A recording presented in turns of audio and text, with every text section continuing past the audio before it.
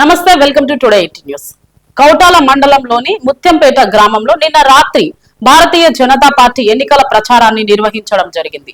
ఈ కార్యక్రమంలో సిరిపూర్ శాసనసభ్యులు పాల్వాయి హరీష్ బాబు మాట్లాడుతూ 30 సంవత్సరాల సుదీర్ఘ రాజకీయ జీవితంలో మచ్చలేని నాయకుడుగా పేరుగాంచిన గూడెం నాగేష్ ని ఎంపీగా గెలిపిస్తే కేంద్ర మంత్రి అయ్యే అవకాశం ఉన్నాయని, తద్వారా మన ప్రాంతానికి మేలు జరుగుతుందని ఆయన తెలియజేశారు.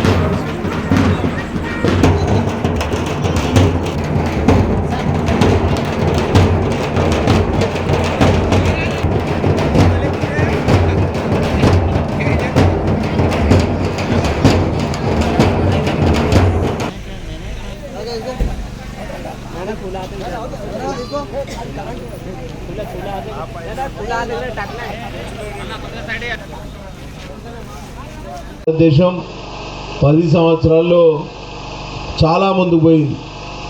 మన మంచిర్యాల నుంచి మహారాష్ట్ర రోడ్డు చూస్తేనే అసలు అభివృద్ధి ఎట్లుంటుందో మనకు అర్థమైంది. అదే రోడ్డు అది 2500 కోట్ల రోడ్డు, మనకు 3500 కోట్ల రోడ్డు మన పక్క గ్రామం నుంచే పోతుంది. కాబట్టి మనందరి భూముల రేట్లు పెరుగుతాయి, పిల్లలకు ఉద్యోగాలు వస్తే ఉపాధి దొరుకుతుంది.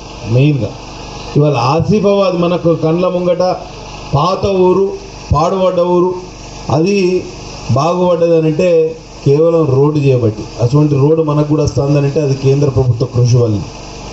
అట్లనే చాలా నిధులు తీసుకొచ్చినాం, 100 రోజుల్లో దాదాపు 100 కోట్ల నిధులు తీసుకొచ్చినాం. ఇంకా గూడెం నాగేష్ గారి కమలం పువ్వు గుర్తుకు ఓటేస్తే తప్పకుండా మీ ఆకాంక్షలకు అనుగుణంగా పనిచేస్తాం, ఇద్దరం జోడేలాగా పనిచేస్తాం. నేను మొన్న ఎన్నికల్లో నాకు ఓటేసి నన్ను సగం దూరం ముందుకు తీసుకొచ్చారు. ఇప్పుడు గూడెం నాగేష్ గారు కూడా తోడైతే ఇద్దరం కలిసి అభివృద్ధి కోసం నిధులు తీసుకొచ్చే అవకాశం ఉంటుంది. ఈ ఎన్నికల్లో భారతీయ జనతా పార్టీకి ఓటేస్తే అందరం కలిసి ముందుకు పోవుడే, మీరు కాంగ్రెస్ గిడ ఓటేస్తే మళ్ళీ వెనక ఖర్చుడే.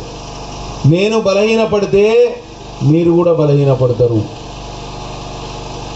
నేను బలహీనపడితే మనకు నిధులు రావు. రాష్ట్ర ప్రభుత్వం దగ్గరనైతే రూపాయి కొత్తలేదు, మీకందరికీ తెలిసిన విషయం. 5 నెలల క్రితం చెప్పిన మాట రైతు బంధు అని, ఇప్పటికి వాళ్ళే 5,000 రూపాయల రైతు బంధు వేసేందుకు 5 నెలలు పట్టింది రేవంత్ రెడ్డి ప్రభుత్వానికి.